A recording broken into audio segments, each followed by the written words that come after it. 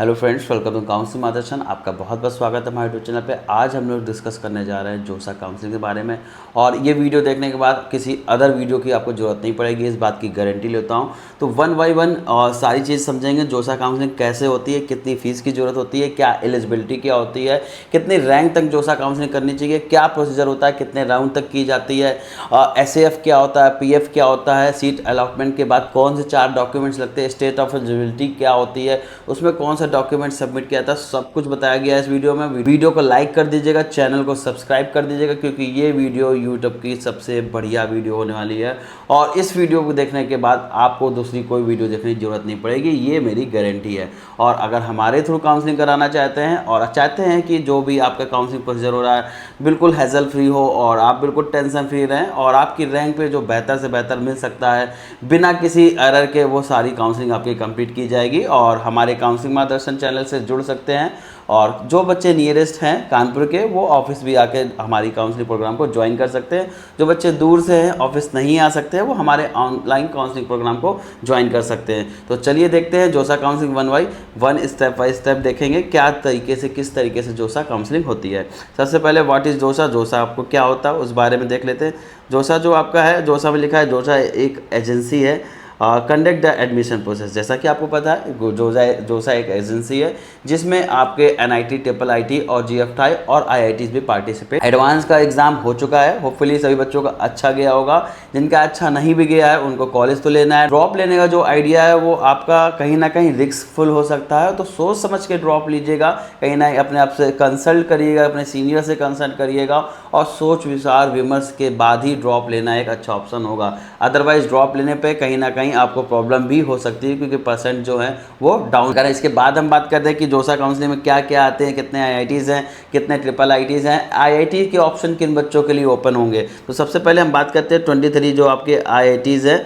और जिन बच्चों का JEE advance cut off qualified होगा वही बच्चे आपके एडवांस IIT जोसा काउंसलिंग में IIT का पोर्टल उनके लिए ओपन होगा। अदरवाइज उनके लिए IIT का ऑप्शन ओपन नहीं होने वाला है। कट ऑफ की बात कर सकते हैं, उनके लिए क्या होगा। जनरल वालों के लिए 86 लास्ट ईयर का गया था, 55 और 2023 का गया था और इसी के आसपास जाता है। तो अगर आप मान के चलिए अगर लास्ट और इसके बीच में, तो लगभग आपके 80+ मार्क्स आने चाहिए, जब आप जिसके क्वालिफाई हो पाएंगे एडवांस पे। नेक्स्ट अगर बात करते हैं IIT से, उसके बच्चों के लिए नहीं खुलेगा जो JEE एडवांस का कट ऑफ क्लियर नहीं कर पाए। अब बात करते हैं कि और 31 NITs की, 31 NITs हैं प्लस IST शिवपुर आपका एक कॉलेज है। तो IST शिवपुर में बात की जाए, इसको भी NIT बोला जाता है। टोटल जो आपकी NITs हो रही हैं वो 32 NITs आपके हैं इस समय प्रेजेंट्स हैं। इसके बाद अगर की बात की जाए तो 26 आपके IIITs है। और IIITs में बात अभी मैंने आगे दूसरी वीडियो में आपको बताया हुआ है कि कितने रैंक तक आपको IIITs मिल जाएगा।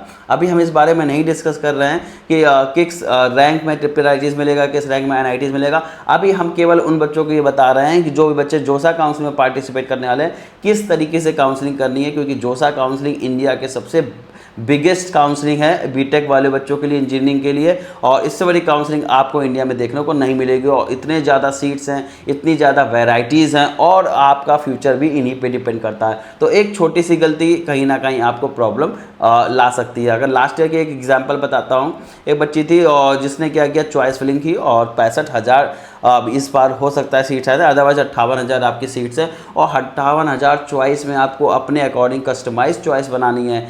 एक छोटी सी मिस्टेक आपका ऑप्शन ख़राब कर सकती है। आपको नेक्स्ट राउंड में ऑप्शंस मिलते हैं, बट कहीं ना कहीं अगर आपने थोड़ा सा भी एरर किया तो आपको काउंसलिंग चॉइस फिलिंग में कहीं ना कहीं प्रॉब्लम होने वाली है। उस बच्चे ने 5 ईयर मैथमेटिक्स प्रोग्राम चूज़ किया और उसने ये नहीं ध्यान दिया कि ये BS MS कोर्स में आता है, BSc का कोर्स आता है, BTech नॉन टेक्निकल कोर्स में आता है। और उसने क्या किया, फिर इस काउंसलिंग से बाहर होना पड़ा और जो एक दिल्ली के थ्रू उसने दूसरे कॉलेज को चूज़ किया। तो ऐसी गलती आपसे ना हो, तो बी अलर्ट रहिएगा और प्रॉपर ये वीडियो को देखिएगा। इसके बाद आपकी कोई भी गलती नहीं होने वाली है। अगर इन सारी गलतियों से बचना चाहते हैं, आप चाहते हैं कि हम मेरे आपकी काउंसलिंग करूँ या परफेक्ट काउंसलिंग होनी चाहिए, तो आप हमारे दिए हुए नंबर पर संपर्क कर सकते हैं, आपकी प्रॉपर काउंसलिंग की जाएगी। नेक्स्ट बात करते हैं जो 38 GFTI हैं, फिलहाल अभी ऑफिशियल वेबसाइट जोसा में आप जाके देखेंगे तो इनकी संख्या 46 कर दी गई है। तो कहीं ना कहीं नंबर ऑफ सीट्स भी बढ़ेंगी और जो टॉप के 5 GFTI है उनका कट ऑफ बहुत ज़्यादा हाई रहता है, लगभग टॉप NITs के बराबर रहता है। तो GFTI की अगर हम बात करें तो GFTI पे मैं ऑलरेडी वीडियो बना चुका हूँ। नेक्स्ट बात करते हैं जोसा काउंसलिंग पे कहाँ जाना पड़ेगा। ऑफिशियल वेबसाइट है josa.nic.in, ये ऑफिशियल वेबसाइट आपको दिख रही होगी और यहाँ पर जाके आपको अपना रजिस्ट्रेशन कंप्लीट करना है। जोसा काउंसलिंग में रजिस्ट्रेशन की कोई भी फीस नहीं पड़ती है। नेक्स्ट बात करते हैं कब इसका होना है। ऑफिशियल नोटिस जो होना है ये बिल्कुल क्लियर कर दिया गया है।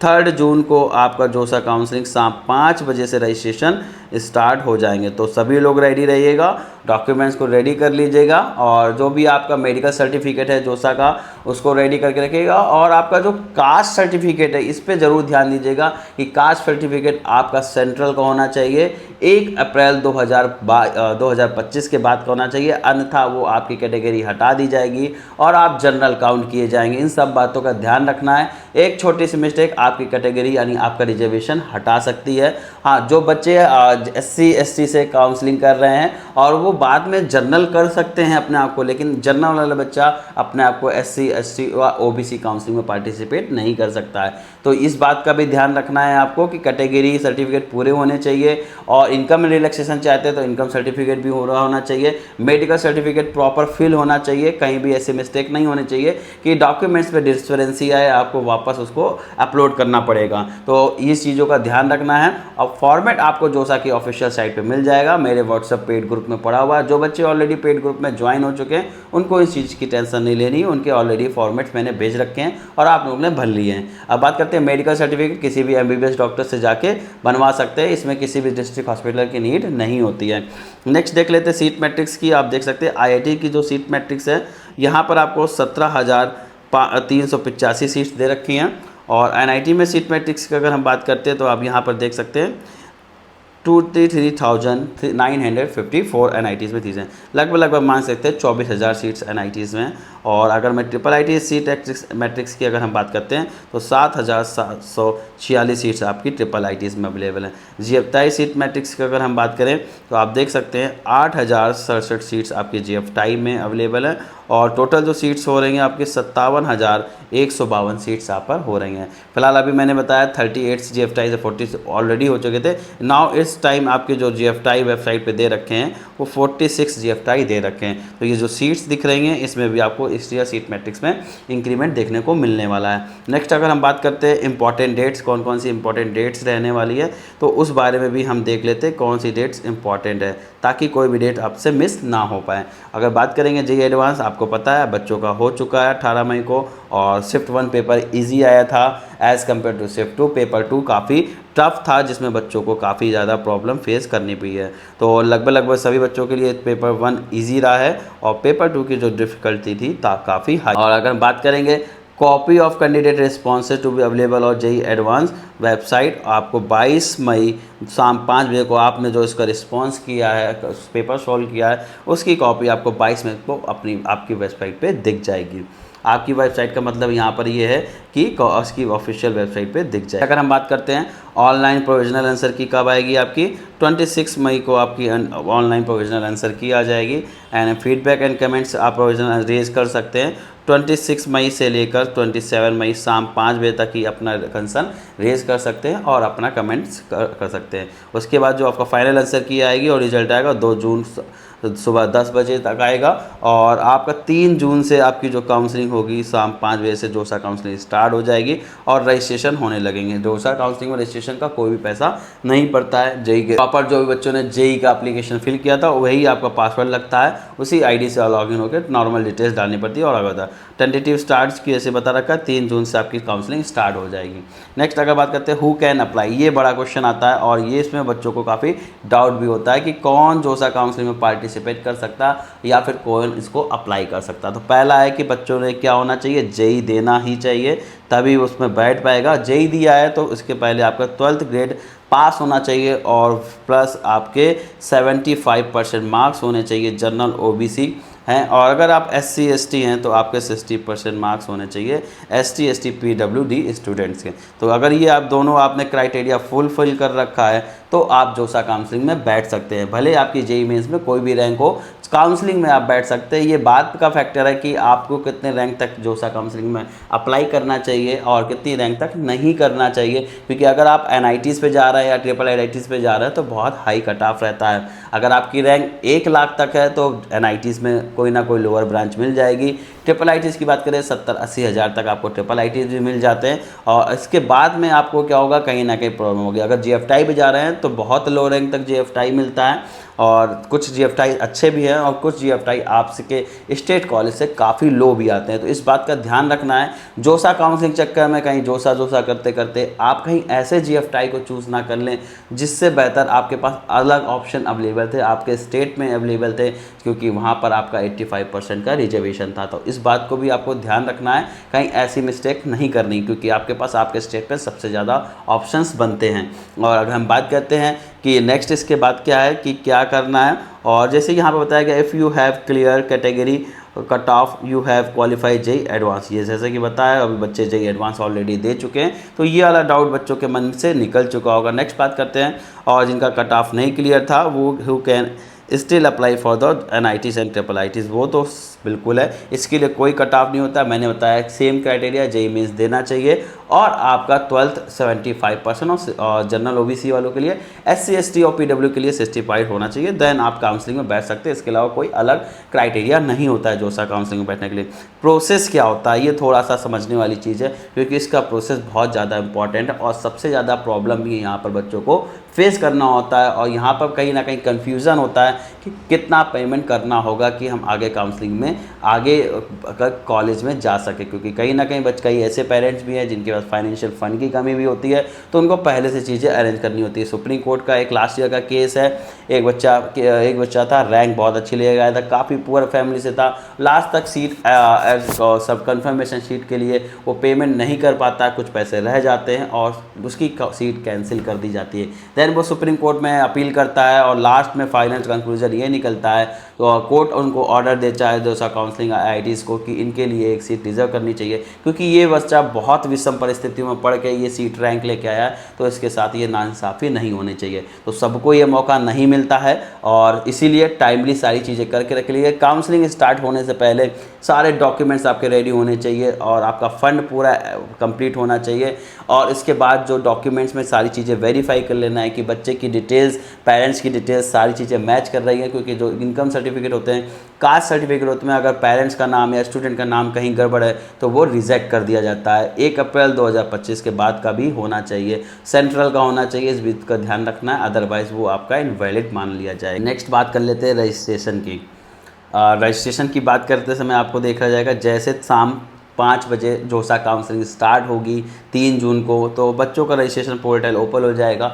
रजिस्ट्रेशन कैसे करना वो बता देता हूँ आपको, www.josa.nic.in वेबसाइट पे जाना है, लिख देता हूँ, देख लीजिएगा, जोसा www.nic.in पे जाएंगे, और इस वेबसाइट पे जाके अपना जैसे लॉगिन करेंगे आपको अपना एप्लीकेशन नंबर डालना होगा। एप्लीकेशन नंबर क्या होगा, जो JEE का एप्लीकेशन नंबर है, एंड पासवर्ड जो आपने क्रिएट किया होगा फॉर्म भरते समय वो पासवर्ड डालेंगे और लॉगिन हो जाएगा। उसके बाद आपका रजिस्ट्रेशन कंप्लीट होगा, और अभी मैंने आगे दिखाया हुआ किस तरह करना है। तो रजिस्ट्रेशन आपने कंप्लीट कर लिया, उसके बाद आपको क्या करना है, डॉक्यूमेंट्स नहीं करना है, जो रजिस्ट्रेशन में एप्लीकेशन डिटेल्स होंगी कुछ वो आपको फिल करनी, बाकी ऑलरेडी फिल्ड होती हैं वो। और इसके बाद आपको चॉइस फिलिंग बनानी है, ये सबसे एक इम्पॉर्टेंट पार्ट होगा, क्योंकि सबसे लेंदी और सबसे ज़्यादा इम्पॉर्टेंट पार्ट आपका चॉइस फिलिंग होना है। तो आपको अपने चॉइस के अकॉर्डिंग, अपनी प्रेफरेंस के अकॉर्डिंग और अपने टॉप ब्रांच के अकॉर्डिंग एक कस्टमाइज चॉइस फिलिंग बनानी है, प्लस आपकी लोकेशन को ध्यान रखते हुए, ये भी चीज़ मैटर करती है। और किस तरीके से बनानी है, अपना लोकेशन देखिए, ब्रांच प्रेफरेंस देखिए, प्लेसमेंट देखिए, ROI NIT का लेवल फीस सभी के सेम है, प्लेसमेंट देखिए, और कितनी पुरानी IITs है और कितना पुराना IITs है, तो ये सारी चीज़ों को आपको देखना है। प्लेसमेंट क्या रहते हैं, कितने पिछले कई सालों से क्या ट्रेंड्स रह रहा है, उसके बाद अपने प्रेफरेंस ऑर्डर को सेट करिए। अगर आप मुझसे अरेंज कराना चाहते हैं, मुझसे काउंसलिंग कराना चाहते हैं, तो डेफिनेटली हमारे काउंसलिंग प्रोग्राम को ज्वाइन कर लीजिएगा। सारा कुछ आपसे डिस्कस करके कस्टमाइज बनाया जाएगा। चॉइस फिलिंग से लेकर रजिस्ट्रेशन से लेकर मीन्स अगर मैं यहाँ रजिस्ट्रेशन की बात करूँ, और ये तो अभी स्टार्टिंग फेज है, इसके बाद भी कई प्रोसेस होते हैं। SAF होता है जैसे लिखा हुआ, इसके बाद PF होता है, फिर आपका जो फाइनल फीस जो डिपॉजिट होती है वो भी ऑनलाइन होती है, उसके बाद रजिस्ट्रेशन होते हैं। तो वो सारा प्रोसेस हमारे थ्रू किया जाएगा, आपको किसी भी चीज़ की टेंशन नहीं लेनी है। फिलहाल अगर हम बात करते हैं इसके बाद, तो चॉइस फिलिंग आपने किया, फिर मॉक सीट अलॉटमेंट आएगा। मॉक सीट अलॉटमेंट के बाद जो आपको दिखता है उसमें कहीं ना कहीं कुछ माइनॉरिटीज़ आते हैं, कुछ डिफरेंट माइनर से आते हैं, और फाइनल आपका प्रिंट अलॉटमेंट लेटर आ जाता है। अलॉटमेंट लेटर से पहले ये प्रोसेस होता है, चॉइस को आपको लॉक करना है, और जोसा में है तो ऑटोमेटिक लॉक का ऑप्शन यहाँ पर अवेलेबल होता है। आपको टेंशन नहीं लेना, अगर आप चॉइस लॉक करना भूल जाते हैं तो आपको ऑटोमेटिक लॉक हो जाएगा, लेकिन कई काउंसलिंग में आपको लॉक करना मस्ट होता है, अदरवाइज़ आप काउंसलिंग में नहीं माने जाएंगे। इसके बाद बात की जाएगी, आपको सीट मिल जाती है, सीट अलॉटमेंट रिजल्ट आता है। ये मॉक रिजल्ट बहुत इंपॉर्टेंट होता है, इसको ज़रूर इसके पहले अपनी चॉइस फिलिंग को कंप्लीट कर लीजिएगा, क्योंकि इसमें आपको ये पता चल जाता है कि यहाँ तक कर्सर आके रुकेगा, और उसके हायर प्रेफरेंस या उसके आसपास के प्रेफरेंस को बहुत अच्छे से चेक कर लेना है, ताकि उसके पास भी अगर कोई एरर हो रही हो तो वो आपकी पहले से सही हो जाए, आपको एक मौका मिलेगा चॉइस लॉक करने से पहले। तो ये स्टेप भी बहुत ज़्यादा इंपॉर्टेंट होने वाला है आपके लिए। और इसके बाद जो आपका नेक्स्ट स्टेप आएगा चॉइस लॉक का आएगा। चॉइस लॉक की अगर हम बात करते हैं तो सीट एक्सेप्ट रिजल्ट आएगा, सीट अलॉटमेंट रिजल्ट आएगा। उसके बाद आपको उसका अलॉटमेंट लेटर करना है, प्रिंट अलॉटमेंट लेटर करना है। देन इसके बाद आपको क्या आएगा, फ्रीज फ्लोट एंड स्लाइड का ऑप्शन आएगा। फ्रीज की अगर बात करते हैं, आप उसमें संतुष्ट हैं तो आप उसको फ्रीज कर सकते हैं। अगर आप चाहते हैं इससे हायर प्रेफरेंस मिले तो आप फ्लोट का ऑप्शन चूज़ कर सकते हैं। और अगर आप चाहते हैं सेम कॉलेज में ही, जैसे पहले राउंड में आपको NIT इलाहाबाद मिल गया, इलेक्ट्रिकल मिला, आप चाहते हैं NIT इलाहाबाद में ही मुझे कोई हायर प्रेफरेंस ब्रांच मिल जाए, देन आप स्लाइड के ऑप्शन को चूज़ कर सकते हैं। ये सारे ऑप्शन आपको समझ में आए होंगे। और इसके बाद आप करने के बाद आपको क्या करना है, आपको डॉक्यूमेंट्स वेरिफिकेशन करना है। डॉक्यूमेंट वेरिफिकेशन में आपके 4 डॉक्यूमेंट्स लगने वाले हैं। पहला आपका 10th की मार्कशीट लगेगी, जिससे डेट ऑफ बर्थ क्लियर होगी बच्चे की। दूसरा अब जो होगी 12th की मार्कशीट लगेगी।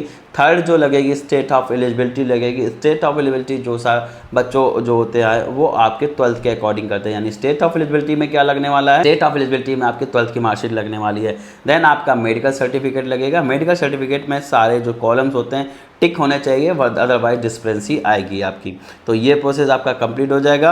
अगर कोई डिस्पेरेंसी आती है तो मेल के थ्रू आपको चीज़ें बताई जाएंगी, टाइमली वो चीज़ें आपको रिमूव करनी है, अदरवाइज आप वहाँ से फिर प्रॉब्लम क्रिएट होगी। क्योंकि अगर आपके पास कोई कास्ट है तो आपको कास्ट सर्टिफिकेट भी वहाँ पर लगाना होगा। जनरल वालों को कोई कास्ट सर्टिफिकेट नहीं लगाना, EWS वालों को लगाना होगा, OBC वालों को लगाना होगा, और जो भी रिजर्वेशन कैटेगरी के उनको ये सर्टिफिकेट लगाना होगा। इसके बाद अगर बात करते हैं वो आता है आपका SAF सीट एक्सेप्टेंस फीस। ये कितनी होती है ये भी चीज़ समझनी है आपको। ये जो आपकी होगी ये आपकी 35,000 रुपीज़ होने वाली है जनरल, OBC और EWS वालों के लिए। अगर आप SC स्टूडेंट हैं तो ये फ़ीस लगभग आई थिंक एग्जैक्ट नहीं बता पा रहा हूँ, बट 17,500 के आसपास ये फ़ीस आपकी आती है।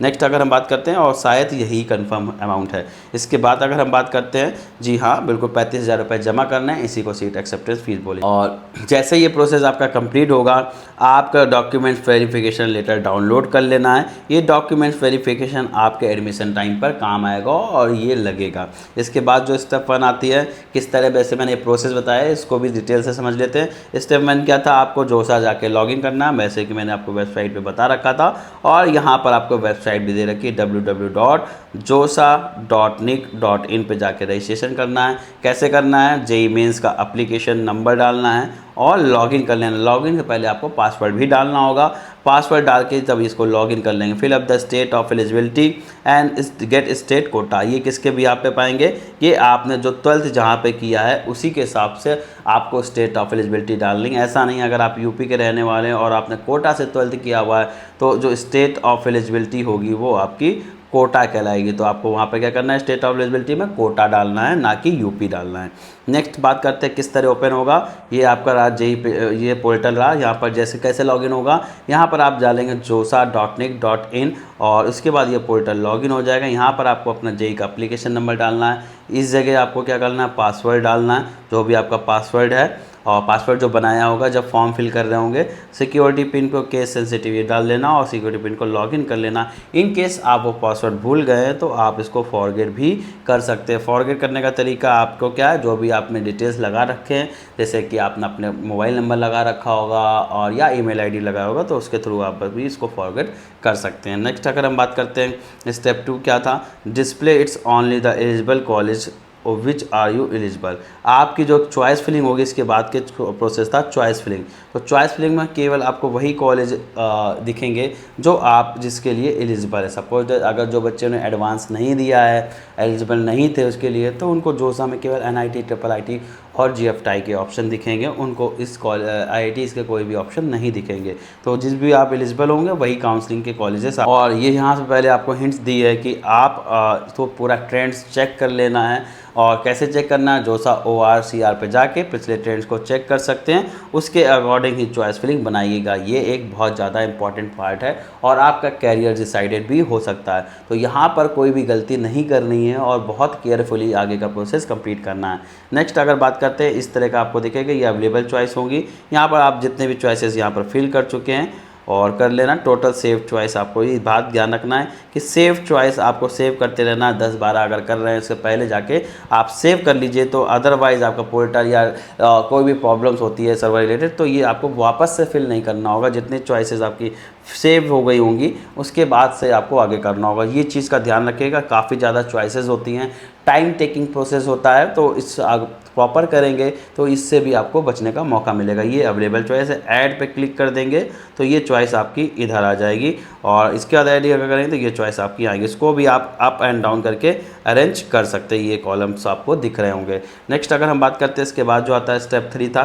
स्टेप 3 में क्या करना था उस बारे में बता दिया था। जैसे after submission your given choice mock seat भी अलॉटेड, आपको जैसे बताया था मॉक सीट अलॉट होगी। और मॉक सीट जो अलॉट हो रही है ये एक आपका इम्पॉर्टेंट पार्ट है, क्योंकि यहाँ पर आपको अपनी गलती सुधारने का मौका मिलता है। और आपने अगर कोई गलती कर रखी है तो आप इसके बाद चॉइस को चेंज कर सकते हैं, क्योंकि अगर मॉक में आपने 10 चॉइस भरी है, मॉक आपका 7 तक आ रहा है, तो इट्स मीन्स अगर 50 भरी हैं और मॉक आपका आ रहा है 30 तक, तो इसके बाद की आपको चॉइसेस 30 से पहले जो चॉइसेस भरी हुई हैं उसको आपको देखना है कि क्या यहाँ पर इससे बेहतर कहीं ऐसा तो नहीं है। 30 के बाद आपने कर दिया है तो उसको हायर रखना है, जो भी पहली प्रेफरेंस हो उसको हायर प्रेफरेंस देना है, यानी हायर प्रेफरेंस से लोअर प्रेफरेंस की ओर आना है। इस तरीके से आपको चॉइस फिलिंग करना है। जो भी बच्चे कोई भी प्रोग्राम नहीं लिए हुए हैं या प्रोग्राम लेने के लिए अनेबल टू है, पे नहीं कर सकते हैं या फिर उनको कहीं ना कहीं प्रॉब्लम है, तो वो इस चैनल को सब्सक्राइब कर सकते हैं। लास्ट तक जो भी हम चॉइस फिलिंग करेंगे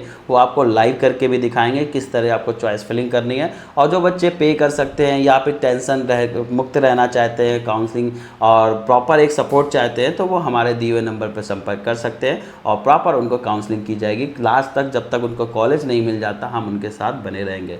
फिलहाल बात करते हैं कि अगर आप इनरोल कर लेंगे डायरेक्टली और मात्र 1000 रुपीज़ पे कर सकते हैं और वैसे स्क्रीनशॉट पे करेंगे, आपको हम अपनी तरफ से कॉल करेंगे, देन आप हमारे काउंसलिंग प्रोसीजर में आ जाएंगे। तो इस बात को भी आपको ध्यान रखना है। और जो भी बच्चे नहीं पे करना चाहते हैं, पहले डिस्कस करना चाहते हैं, वो कॉल करके डिस्कस कर सकते हैं, देन उसके बाद आप हमारा काउंसलिंग प्रोसेस ज्वाइन कर सकते हैं। नेक्स्ट बात करते हैं और थोड़ा सा ये बताना चाहेंगे, काउंसलिंग में जब भी कॉल करेंगे हो सकता है कॉल थोड़ी सी वेटिंग आती है, तो आपको दोबारा से कॉल करनी है और उसके बाद भी कॉल करना है। कॉल आपकी रिसीव की जाएगी, थोड़ा सा कॉल्स ज़्यादा होती हैं इस वजह से थोड़ा सा वेटिंग रह जाता है। व्हाट्सएप पे मैसेज करते हैं, मैसेज के बाद कॉल ज़रूर करा करिए, क्योंकि व्हाट्सएप के मैसेज का कभी कभी हम रिप्लाई नहीं कर पाते हैं। नेक्स्ट अगर बात करते हैं you are not satisfied with that, तो आपको इसको चेंज कर सकते हैं, इसीलिए बता रहा हूँ कि ये एक आप बहुत ज़्यादा इंपॉर्टेंट पार्ट होने वाला है। इसके बाद करें अगर once you log you can't modify, आप उसको मॉडिफाई नहीं कर सकते। तो जोसा में आपको एक चीज़ करना है, जोसा में आपको पता है कि जैसे मैंने बताया कि आपका चॉइस ऑटोमेटिक लॉक होता है, तो अगर चॉइस ऑटोमेटिक लॉक हो रहा है तो आपको लॉक करने की ज़रूरत नहीं है। इसके अलावा सारी काउंसलिंग में लॉक करना पड़ता है। नेक्स्ट जो थी स्टेप 4 था, और स्टेप 4 में जैसा मैंने आपको बताया स्टेप 4 में किस तरह से करना है चीज़ें, ये थोड़ा घिस गया। स्टेप 4 में आपने अगर सबमिशन कर दिया है तो आपकी चॉइस ऐसे लॉक हो गई हो और उसके बाद आप कोई चेंजेस नहीं कर पाते हैं, अदरवाइज ऑटोमेटिक जैसे बता रहा हूँ वो भी लॉक हो जाता है। स्टेप 5 क्या होती है, after main counselling rounds will start, और ये सारे राउंड्स स्टार्ट हो जाते हैं। और जैसा कि बात की जाए 2023 तक 6 राउंड कंडक्ट किए जाते थे, बट 2024 के जोसा के 5 राउंड कंडक्ट किए जा रहे हैं। काउंसलिंग जो होती है केवल 5 राउंड तक होती है, उसके बाद कोई काउंसलिंग नहीं होती। उसके बाद आपका सी सैप आता है। तो सी सैप में भी मैंने इस वीडियो में बताया हुआ है कि सिर्फ सैप में कैसे अप्लाई करना है। तो 5 राउंड के बाद उनको सीट अगर मिल जाती है, वो भी बच्चे सी सैप में पार्टिसिपेट कर सकते हैं। तो आपको ऐसा कन्फ्यूज नहीं होना है कि अगर आपको सीट मिल गई तो सी सैप में नहीं जा सकते, तो जी सैप में भी जा सकते हैं। आगे मैं बताऊँगा किस तरीके सी सैप में जाना और कितना पैसा लगता है जोसा से लेकर सी सैप तक जाने में। नेक्स्ट अगर हम बात करते हैं तो कैंडिडेट्स के कुछ डियर कैंडिडेट्स में यहाँ नोटिस दिया गया है और यहाँ पर बताया गया है कौन कौन से आपके डॉक्यूमेंट्स लगने हैं। तो ये डॉक्यूमेंट्स इंपॉर्टेंट है, इस चीज़ को संभाल के रखना है और ये आपके कॉलेज एडमिशन टाइम पे जरूरत लगेगी। पहला आपका प्रोविजनल सीट अलॉटमेंट लेटर लगेगा। दूसरा प्रूफ ऑफ पेमेंट, जो आपने SAF किया है वो भी आपका यहाँ पर लगने वाला है। तो जो भी आप पेमेंट कर रहे हैं उसकी रिसीविंग संभाल के रखिएगा, आपको पोर्टल में भी ये चीज़ मिल जाएगी।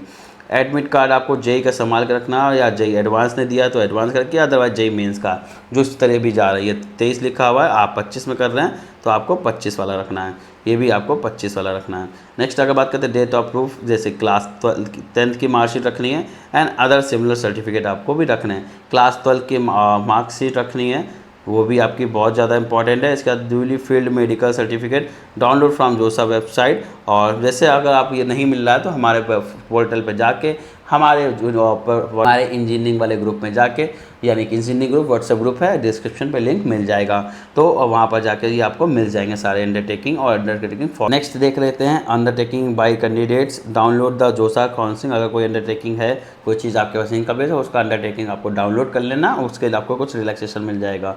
और कैटेगरी सर्टिफिकेट आपके पास होना चाहिए, सेंट्रल का होना चाहिए। 1 अप्रैल 2005 के 25 के बाद का ये सर्टिफिकेट होना चाहिए, तभी आपका ये वैलिड होगा। DCS certificate if applicable, passport size photo होने चाहिए, 2 पासपोर्ट साइज फ़ोटोज़ होनी चाहिए और फोटो ID होना चाहिए। ये ध्यान रहे, जो कास्ट सर्टिफिकेट है वो SC ST वालों के लिए कंडीशन नहीं दी रखी है, उनका पुराना भी चल जाएगा। नेक्स्ट अगर बात करते हैं स्टेप 6 आती है। इस स्टेप 6 में आपको क्या करना है, सबमिट एंड विलिंगनेस करनी है, वेरीफाइड डॉक्यूमेंट्स ऑनलाइन करना। ये अब तक आपको 5 राउंड में देखना पड़ेगा, 6 राउंड अब नहीं होते हैं। उसके बाद ये डॉक्यूमेंट्स अप्लाई करना है और जो भी आपको डॉक्यूमेंट वेरिफिकेशन हुआ था वो आपको ऑलरेडी मैंने बता दिया था। और अपलोड डॉक्यूमेंट रिक्वायर करना है, पे एक्सेप्टेंस फीस करना है। पे एक्सेप्टेंस फीस को हम बोलते हैं PAF, जिसे हम बोलते हैं पार्शियल एडमिशन फ़ीस। तो ये भी आपकी लगेगी, ये आपकी लगेगी 45,000 रुपये। तो आपने 35 वहाँ दी है, 45 आपका ये लगा, तो उतना रुपये आपका खर्च होगा। इस चीज़ को आपको ध्यान रखना है। नेक्स्ट अगर बात कर लेते हैं SC ST है, तो आपको मात्र 16,000 रुपये आपको ही लगेंगे। स्टेप 6 की बात करेंगे तो फ्रीज़ फ्लोट ऑटो, अगर लास्ट 5 में जा रहे हैं तो ऑटोमेटिक फ्रीज़ हो जाएगा। फ्लोट का ऑप्शन आपको नहीं दिखने वाला है। और स्लाइड आपको लिए, अगर पहले राउंड 5 के पहले कर रहे हैं तो स्लाइड का भी चूज़ कर सकते हैं। टोटल आपको क्या खर्चा लगने वाला उसको समझा देता हूँ एक बार। अगर जोसा से सी सैप तक आ रहा है तो कितना पैसा लगेगा वो चीज़ समझ लेते हैं। तो 35,000 रुपये आपका SAF लगना है, जनरल OBC वालों के लिए बता रहा हूँ। फिर आपका 45,000 रुपीज़ लगना है इसमें PF में। 5,000 रुपीज़ जो आपका लगता है सी सैप का रजिस्ट्रेशन लगता है, तो ये जोसा के लिए था SAF, और ये आपका PAF है। और इसके बाद जो लग रहा है सी सैप का रजिस्ट्रेशन चार्ज लग रहा है, जो कि नॉन रिफंडेबल होता है। टोटल अगर हम बताना चाहें तो आप देख सकते हैं 80,000 और 85,000 रुपीज़ आपका टोटल खर्चा आएगा, जिसमें से आपका 5,000 रुपीज़ नॉन रिफंडेबल अमाउंट होगा और वो रिफंड नहीं होगा। बाकी जो फीस जमा कर रहा है वो कॉलेज की फीस में आपकी एडजस्ट होने। और नेक्स्ट बात करते हैं स्टेप 3 और 7 का है। तो डॉक्यूमेंट्स वेरिफिकेशन लेटर डाउनलोड करना होगा, जो कि आपके लॉगिन डैशबोर्ड पे मिल जाएगा। और स्पेशल काउंसलिंग में जाना चाहते हैं जैसे सी सैप, उसका रजिस्ट्रेशन चार्ज देना होगा और वो आपका 5,000 रुपीज़ रजिस्ट्रेशन चार्ज होता है। 50 नहीं बोल रहा हूँ, 5 होना चाहिए। 1,000 रुपीज़ आपका इसका चार्ज होता है। नेक्स्ट अगर बात करें तो इसी सैप में जाके कर सकते हैं। तो जो बच्चों को जोसा में सीट मिली है वो सी सैप में भी जा सकते हैं। अगर जोसा में कोई सीट नहीं मिली देन आप तब भी सी सैप में जा सकते हैं। तो काउंसलिंग से होपफुली आपको सारे डाउट्स क्लियर होंगे। अगर कोई जोसा रिलेटेड काउंसलिंग डाउट है तो आप मुझे वीडियो में कमेंट कर सकते हैं, या कॉल करके भी पूछ सकते हैं, या व्हाट्सएप पे मैसेज कर सकते हैं। तो मिलते हैं नेक्स्ट वीडियो में। Thank you, bye bye. जाने से पहले चैनल को सब्सक्राइब कर लीजिएगा। काउंसलिंग प्रोग्राम ज्वाइन करना चाहते हैं दिए नंबर पर संपर्क कर सकते हैं। मिलते हैं।